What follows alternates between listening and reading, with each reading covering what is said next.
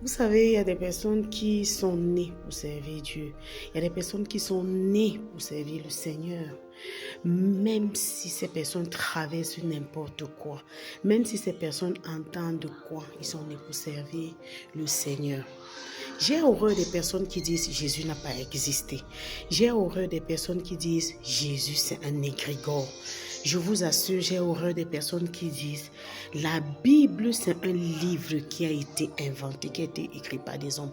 Par contre, moi je n'ai pas besoin de connaître tout cela. J'ai besoin d'aimer mon prochain, de manifester l'amour, de ne pas être colérique, de ne pas manifester l'amertume, de ne pas garder les gens dans mon cœur, de ne pas faire du mal à quelqu'un.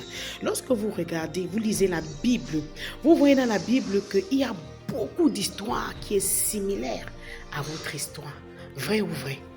Pourquoi est-ce que on ne peut pas marcher dans la vérité, laisser tout ce que les gens racontent et faire du bien?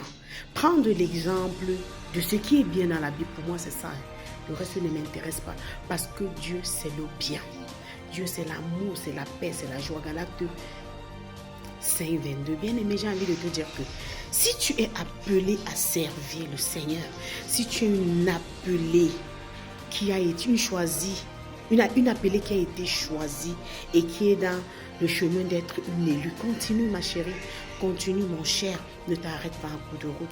Écoute parce que les gens vont dire. Tu sais qui t'a appelé. Tu n'as pas été appelé par ces hommes-là. Tu n'as pas été appelé par un vote. Mais tu as été appelé par un décret. Dieu te connaît depuis le ventre de ta mère. Jérémie 1:5. Continue la course. Fais autant du bien que tu peux. Dieu va t'aider. Sois béni.